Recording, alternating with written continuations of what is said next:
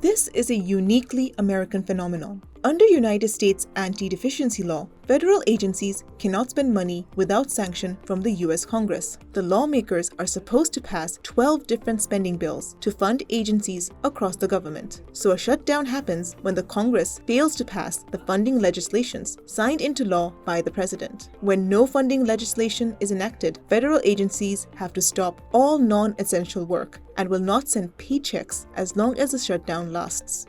The funding of the US government was supposed to expire on October 1st, the start of the federal fiscal year, so a shutdown would have effectively begun at 12:01 a.m.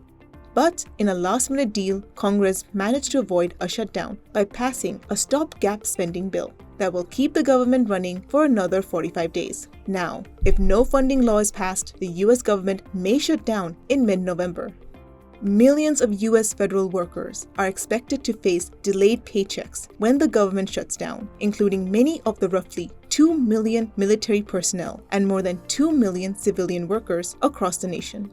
Beyond federal workers, a shutdown could have far-reaching effects on government services. People applying for government services like clinical trials, firearm permits, and passports could see delays. According to the US Travel Industry Association, the travel sector could lose $140 million daily in a shutdown.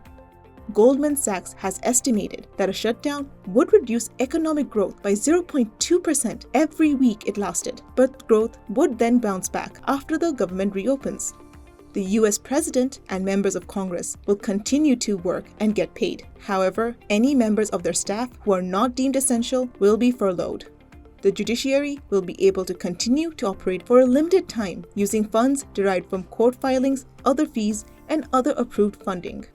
The longest government shutdown happened between 2018 and 2019, when then President Trump and congressional Democrats entered a standoff over his demand for funding for a border wall. The disruption lasted 35 days.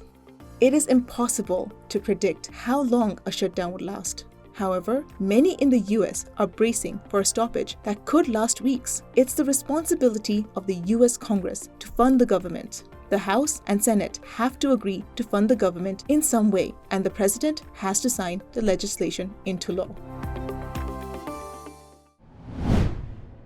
If you like this video, share it and subscribe to Business Standard.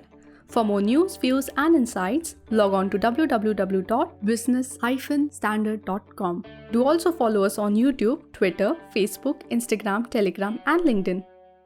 She has ambitions of becoming a brand. Business Standard.